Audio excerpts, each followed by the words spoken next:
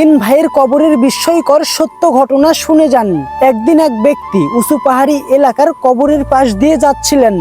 বেশ কিছু দূর যাওয়ার পরে সে হঠাৎ দেখতে পেল তিনটি কবর, এবং তিনি ভালো করে লক্ষ্য করে দেখলেন কবরটির পাশে কিছু একটা লেখা আছে। এরপরে সেখানে তিনি আগ্রহের সঙ্গে গেলেন লেখাগুলো পড়ার জন্যে। সেখানকার লেখাগুলো দেখে তিনি একটু অবাক হয়ে গেলেন। এরপরে সে লেখাগুলোর মানে খুঁজে বের করার জন্যে ওই এলাকার একজন বৃদ্ধ আলেমের কাছে গেলেন। তিনি জিজ্ঞাসা করলেন, আপনি কি এদের অর্থাৎ এদের কবরগুলোর কাহিনী জানেন? হ্যাঁ, আমি এই তিন ব্যক্তির কাহিনী জানি, তবে তুমি যদি জানতে চাও তোমাকে বলতে পারি। তখন সেই লোকটি বলল, হ্যাঁ, আমি ওদের কাহিনী শুনতে রাজি আছি। তখন বৃদ্ধ লোকটি বলল, চলো আমি আজকে তোমাকে এই তিনটি কবরের কাহিনী শোনাবো। এই কবর তিনটি হচ্ছে তিন ভাইয়ের। তাদের মধ্যে এক ভাই যে বাদশার সমস্ত কাজের দেখাশোনা করত, দ্বিতীয় ভাই একজন বড় ব্যবসায়ী ছিলেন এবং তার অনেক টাকা ছিল, আর তৃতীয় ভাই অনেক ইমানদার ছিলেন। সারা জীবন সে আল্লাহর ইবাদত করে গেছে। হঠাৎ একদিন তাদের দুই ভাইয়ের কাছে ইমানদার ভাইয়ের অসুস্থতার কথা এসে পৌঁছালো। ফলে তারা দুই ভাই তাদের ইমানদার ভাইয়ের কাছে তাড়াতাড়ি চলে গেলেন। সেখানে গিয়ে তারা দেখতে পেলেন তাদের ইমানদার ভাইটি মৃত্যু পথযাত্রী। তারা তাদের ইমানদার ভাইকে বলল, তোমার কি কোনো শেষ ইচ্ছা আছে, বা তুমি তোমার সম্পত্তিগুলোকে তোমার ছেলে মেয়েদের মাঝে কিভাবে ভাগ করতে চাও? আমাদেরকে বলো, আমরা করব।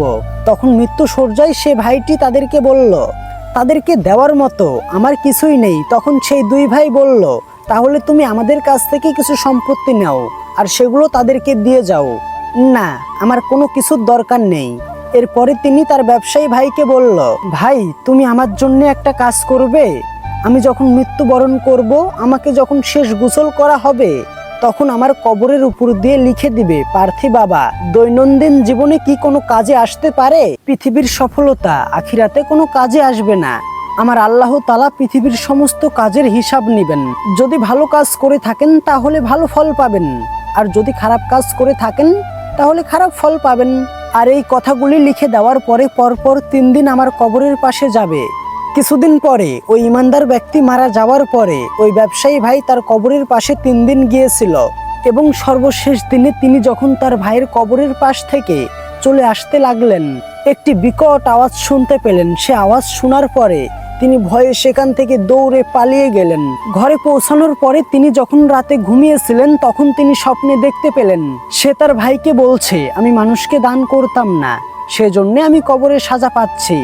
এই স্বপ্ন দেখার পরে সেই ব্যক্তি তার সমস্ত সম্পত্তি দান খায়রত করে বিলিয়ে দিয়ে আরামায়েশ করার জন্যে, আল্লাহর ইবাদত করার জন্য মুসাফিরদের সঙ্গে চলে গেলেন।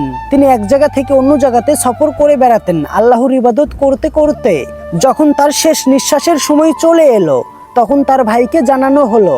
তার ভাই আসার পরে সে তার ভাইকে একটি কথাই বলল, আমার একটি শখ কি তুমি পূরণ করবে? যখন আমি মৃত্যুবরণ করব, যখন আমাকে গোসল করিয়ে আমাকে কবর দেওয়ার জন্য নিয়ে যাওয়া হবে, তখন আমার কবরের পাশে এই কথাটি লিখে দিবে। আসল মানুষ তো সে যার চিন্তা হবে যে তাকে এই দুনিয়া থেকে চলে যেতে হবে, যে কোনো সময় তার নিঃশ্বাস ত্যাগ করতে হবে, যে কোনো সময় এই বাসস্থান ত্যাগ করতে হবে, যে কোনো সময় এই বিলাসিতা ত্যাগ করতে হবে, এই পৃথিবী ছেড়ে আখিরাতের জন্য যেতে হবে। আর আমার মৃত্যুর 3 দিন পর্যন্ত তুমি আমার সঙ্গে সাক্ষাৎ করতে যাবে।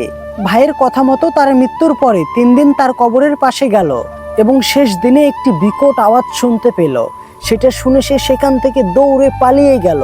বাড়িতে আসার পরে তিনি যখন রাতে ঘুমালেন, তখন তাকে স্বপ্নে দেখানো হলো যে তার ভাই তাকে বলছে, এই পৃথিবীর মায়া বেশি দিন করো না। তার ভাইয়ের এই কথা শুনে সে ধীরকে লাফিয়ে উঠল, এবং তার যত সম্পত্তি ছিল সমস্ত সম্পত্তি তার সন্তানদের মাঝে বন্টন করে দিয়ে চলে গেল সাধারণ জীবন যাপন করার জন্যে। এভাবে কিছুদিন যাওয়ার পরে যখন তার শেষ নিঃশ্বাস ত্যাগ করার সময় চলে এলো, তখন সে তার ছেলে মেয়েদেরকে ডাকলো, এবং সে তার ছেলেকে বলল, আমি আমার দায়িত্ব পালন করেছি, বর্তমানে আমার কাছে কিছুই নেই, আমার সমস্ত সম্পত্তি আমি তোমাদের মাঝে বিলিয়ে দিয়েছি। বাবা হিসেবে তোমার কাছে আমার শেষ ইচ্ছে, আমার মৃত্যুর পরে আমার কবরের পাশে তুমি লিখে দিবে। ভয় হয় না কেন সেই সব মানুষদের?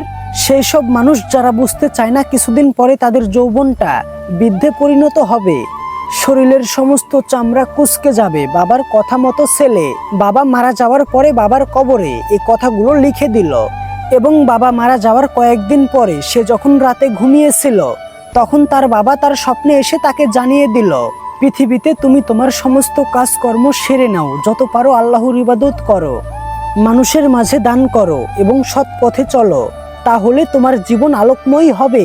ভিডিওটি অত্যন্ত গুরুত্বপূর্ণ, তাই সকলেই দায়িত্ব সহকারে ভিডিওটি শেয়ার করে দিবেন, যেন এই ভিডিওটি দেখে প্রত্যেকেই সতর্ক হতে পারে, সচেতন হতে পারে এবং যেন সকলেই আল্লাহর ইবাদত করতে পারে, অসহায় মানুষকে সাহায্য করতে পারে। আমরা সকলেই বলি আমিন।